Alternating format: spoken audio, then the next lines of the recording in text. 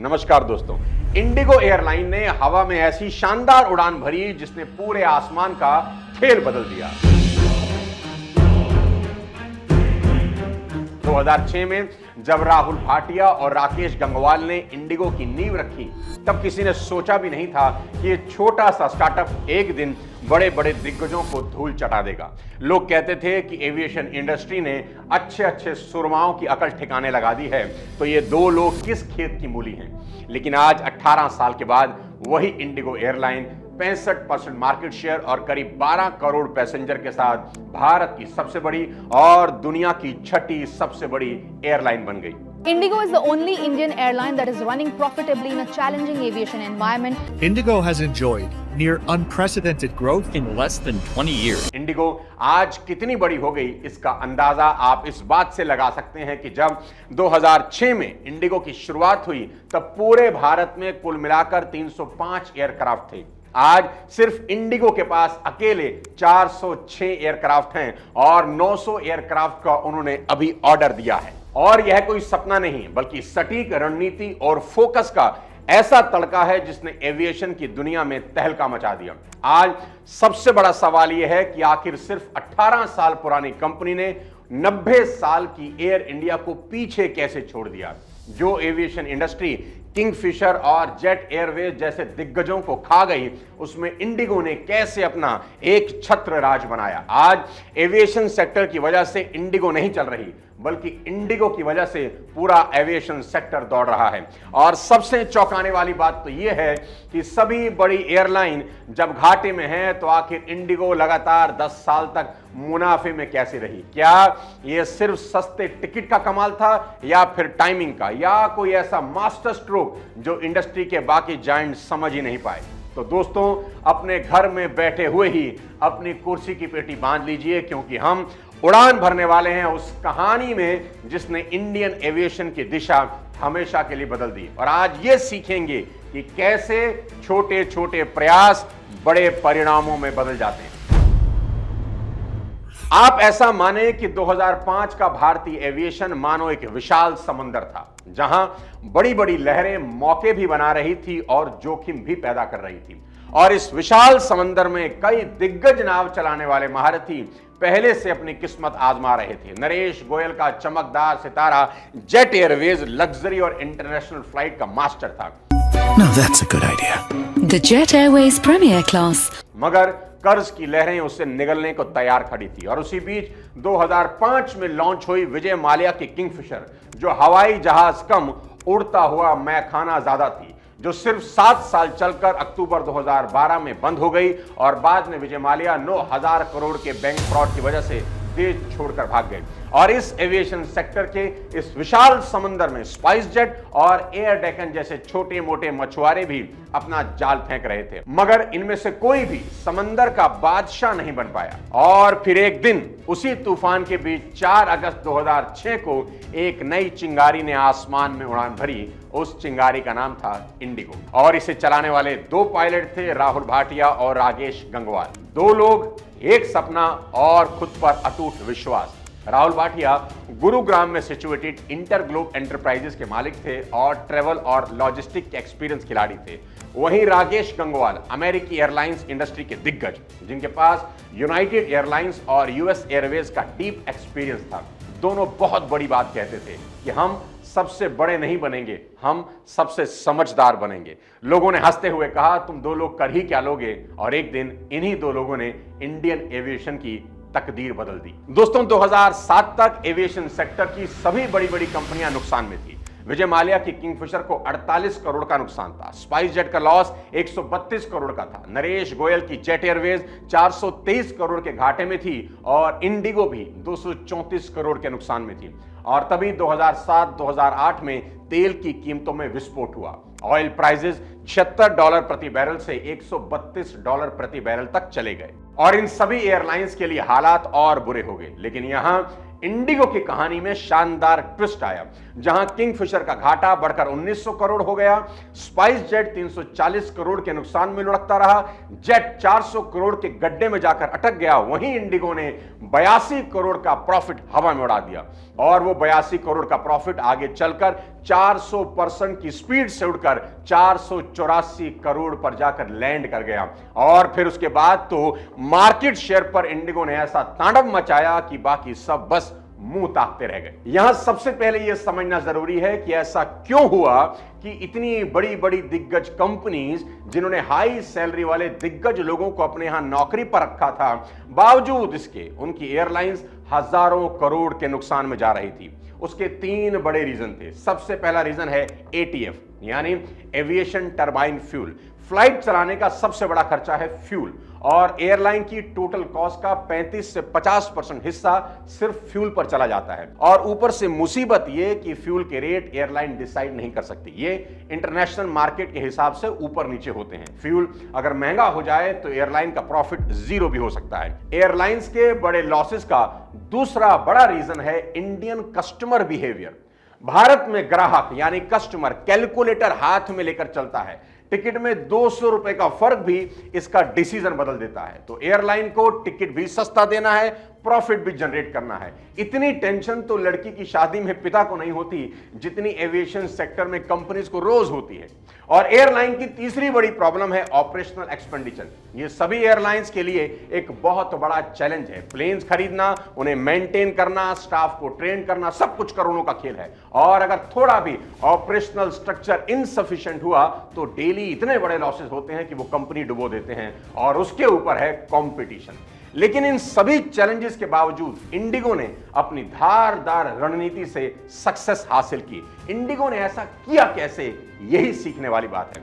सबसे पहले मिस्टर भाटिया और मिस्टर गंगवाल ने एक सिंपल सी बात समझी कि इंडियन कस्टमर को ना तो प्लेन में कोई शैंपेन चाहिए, ना कोई मलमल का गद्दा। उन्हें चाहिए सस्ता टिकट और टाइम पर फ्लाइट। और इसी थॉट से शुरू हुआ इंडिगो का गेम प्लान। एकदम फोकस और एकदम इंडियन माइंडसेट के हिसाब से डिजाइन किया गया बिजनेस मॉडल। मिस्टर भाटिया और मिस्टर गंगवाल ने 5 पॉइंट्स एजेंडा पर फोकस किया। सबसे पहले सबसे इंपॉर्टेंट चीज पर ध्यान दिया गया, जो कि होता है फ्यूल। रनिंग कॉस्ट को घटाने के लिए इंडिगो ने एक बेहद शानदार तरीका अपनाया जो किसी के दिमाग में ही नहीं था कि ऐसे भी पैसे बचाए जा सकते हैं। आप गौर करें कि इंडिगो एयरलाइंस अपने ज्यादातर जहाजों में गर्म खाना नहीं देती। इनके सैंडविच ठंडे होते हैं, खाना ठंडा ही होता है। दरअसल इंडिगो ओवन लेस फ्लाई करती है।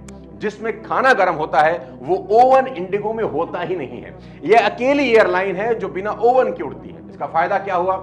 देखो, एक ओवन का वजन लगभग 20 किलो होता है और एक फ्लाइट में 3 ओवन होते हैं, यानी हर फ्लाइट से 60 किलो वजन कम किया गया। अब जब प्लेन हल्का होता है तो उसमें फ्यूल कम लगता है। इस हल्केपन की वजह से हर फ्लाइट से 2000 से 3000 रुपए का फ्यूल सेव होता है। इंडिगो साल में कोई 7 लाख फ्लाइट ऑपरेट करती है, तो सोचिए सिर्फ ओवन ना रखने से ही करीब 400 करोड़ रुपए बच जाते हैं। मैं भी अपनी ट्रेनिंग में बार बार सबको कहता हूं कि इंसान को हल्का रहना चाहिए, फायदे में रहता है। फ्लाइट को हल्का रखने का एक और गजब का दाव इंडिगो ने चला कि कम फ्यूल खर्च हो सके और पैसे बचे। आपने गौर किया होगा कि इंडिगो में केबिन क्रू में ज्यादातर लड़कियां होती हैं। इसका कारण कोई भेदभाव नहीं बल्कि वजन है। मान लो केबिन क्रू मेंबर पुरुष है तो उसका एवरेज वेट 75 किलो होता है, और अगर एयर होस्टेस कोई लड़की है तो उसका एवरेज वेट है 50 किलो। अब अगर फ्लाइट में चारों केबिन क्रू लड़कियां होंगी तो कुल वजन होगा 200 किलो, लेकिन अगर चारों पुरुष हों तो वजन होगा 300 किलो। यानी हर एक फ्लाइट में 100 किलो वजन का फर्क, यानी हर फ्लाइट में 2 एक्स्ट्रा लोगों को सेम फ्यूल कॉस्ट में उड़ाया जा सकता है। 7 लाख फ्लाइट अगर साल में उड़ान भर रही हैं तो 14 लाख एक्स्ट्रा पैसेंजर बिना किसी एक्स्ट्रा फ्यूल कॉस्ट के ट्रेवल कर सकते हैं। फ्यूल बचाने के लिए इंडिगो एक और टेक्निक का इस्तेमाल करती है। इसको कहते हैं सिंगल इंजन टैक्सिंग।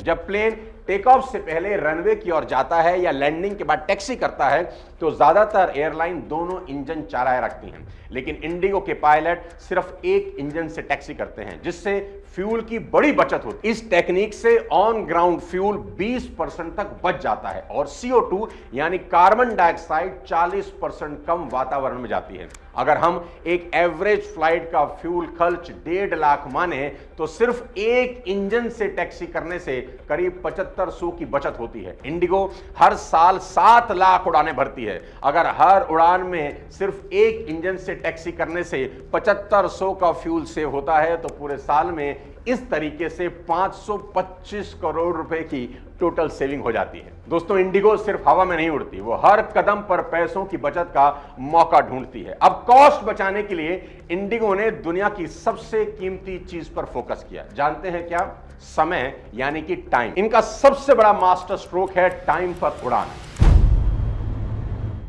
भारत में एयरपोर्ट का हाल सब जानते हैं, भीड़, कोहरा, पुराने टर्मिनल, हर जगह देर ही देर। लेकिन इंडिगो ने अपनी ग्राउंड टीम को इतना स्मार्ट और तेज बनाया कि एक उड़ान के उतरने से लेकर दूसरी उड़ान भरने तक सिर्फ 30 से 35 मिनट लगते हैं। अगर आपको दिल्ली से मुंबई जाना है तो आमतौर पर यह जर्नी 2 घंटा 10 मिनट की होती है, लेकिन इंडिगो वही सफर 1 घंटा 50 मिनट में करवा देती है। अब सवाल ये उठता है कि इंडिगो का जहाज ज्यादा स्पीड से उड़ता है? तो जवाब है नहीं। स्पीड तो लगभग सभी एयरलाइंस की एक जैसी ही होती है, फर्क है टर्न अराउंड टाइम में।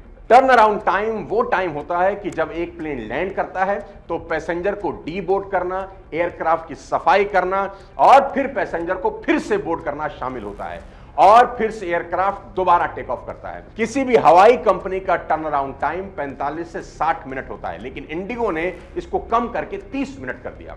इनके ग्राउंड स्टाफ को ऐसे ट्रेंड किया गया कि ये लोग सफाई, रिफ्यूलिंग, लोडिंग, अनलोडिंग का काम सुपर फास्ट करते हैं। एक स्टडी के अनुसार हर फ्लाइट में 10 मिनट की बचत का मतलब है आप साल में 200 एक्स्ट्रा फ्लाइट उड़ा सकते हैं और एक्स्ट्रा रेवेन्यू कमा सकते हैं। टाइम से चलना इंडिगो के प्रॉफिट का शायद सबसे बड़ा सीक्रेट है। इसके चलते इंडिगो भारत की सबसे समय की पाबंद एयरलाइन बनी और 2022 में 83% ऑन टाइम रिकॉर्ड के साथ दुनिया की 5वीं सबसे बड़ी पंक्चुअल एयरलाइन रही। इससे ब्रांड लॉयल्टी बनती है और पैसेंजर बार बार इंडिगो चुनते हैं। लेकिन अब इन सब टेक्निकल चीजों से अलग जो सबसे कमाल की बात है इंडिगो में, वो है लीडरशिप। मैं हमेशा कहता हूं किसी भी ऑर्गेनाइजेशन की सक्सेस की चाबी उसकी लीडरशिप के हाथ में है। अगर लीडर सॉलिड है तो वो एक एवरेज ऑर्गेनाइजेशन को भी आसमान तक पहुंचा सकता है, और अगर लीडर नालायक है तो वो एक्स्ट्रा ऑर्डिनरी ऑर्गेनाइजेशन को पाताल में पहुंचा सकता है। और एविएशन सेक्टर एक ऐसा जंगल है जहां हर 2 साल में सीईओ बदल जाते हैं, लेकिन इंडिगो अरे वो चट्टान की तरह अड़ा रहा। और इसका क्रेडिट जाता है एक ऐसे लीडर को जिसने 10 साल तक इंडिगो को अपने कंधों पर उठाए रखा, आदित्य घोष। 2008 से 2018 तक आदित्य ने इंडिगो को सिर्फ चलाया नहीं बल्कि आसमान की बुलंदियों तक पहुंचा दिया। आदित्य का स्टाइल बिल्कुल अलग था, ना वो लंबी चौड़ी स्पीच देते थे, ना ही मीडिया में चमकने के शौकीन थे। उन्होंने अपनी टीम से बस एक बात कही, हम लो प्रोफाइल रहेंगे लेकिन हाई परफॉर्मेंस देंगे। जब स्पाइस जेट और जेट एयरवेज के सीईओ अपने अपने अहम में डूबकर कंपनियां डुबो रहे थे, आदित्य ने इंडिगो को एक ऐसी मशीन बना दिया जहां हर पार्ट एक रिदम के साथ चलता था। इंडिगो ने जिस 5वीं चीज पर फोकस किया वो था स्मार्ट स्टाफिंग। हर जहाज को चलाने के लिए कितने कर्मचारी चाहिए, ये सीधे सीधे आपकी लागत और एफिशिएंसी से जुड़ा होता है। ज्यादा लोग मतलब ज्यादा खर्च। सरकारी एयरलाइन जैसे एयर इंडिया तो इस मामले में सबसे पीछे थी। हर जहाज के लिए उनके पास 250 कर्मचारी थे। क्यों? क्योंकि सरकारी सिस्टम हर छोटे काम के लिए अलग आदमी, ढीली एफिशिएंसी और कोई सख्त कंट्रोल नहीं। फिर जेट एयरवेज जैसे प्राइवेट प्लेयर जो लग्जरी और प्रीमियम सर्विस के चक्कर में 180 लोग रखते थे, लेकिन इंडिगो ने सारा खेल बदल दिया। उन्होंने हर जहाज के लिए सिर्फ 96 कर्मचारी रखे। अब ये नंबर छोटा लगता है लेकिन इसके पीछे था गजब का दिमाग। इंडिगो ने हर department, ground handling, maintenance, cabin crew, सबके काम को री इंजीनियर किया। हर प्रोसेस को सुपरफास्ट और ऑटोमेटेड बनाया गया। कर्मचारियों को मल्टीटास्किंग की ट्रेनिंग दी गई ताकि एक शख्स जरूरत पड़ने पर 2-3 रोल भी निभा सके। नतीजा, छोटी सी टीम लेकिन रॉकेट की स्पीड और फ्लेक्सिबिलिटी। इसका रिजल्ट यह हुआ कि हर फ्लाइट का खर्च घटा, मुनाफा आसमान छूने लगा। 350 से ज्यादा जहाजों की फ्लीट में यह बचत सैकड़ों करोड़ में बदल गई। साथियों, वीडियो के आखिरी में शॉर्ट में सीखते हैं कि इंडिगो की सक्सेस में हम क्या सीख सकते हैं और हम अपनी लाइफ में इस केस स्टडी का एडवांटेज कैसे ले सकते हैं। सबसे पहले, हवा में उड़ने से पहले जमीन मजबूत करनी पड़ती है। इंडिगो ग्लैमर के पीछे नहीं भागा बल्कि उसने सबसे पहले ऑपरेशनल जड़ों को मजबूत किया। बाकी एयरलाइंस बिजनेस क्लास की चमक और इन फ्लाइट एंटरटेनमेंट में लगी थी,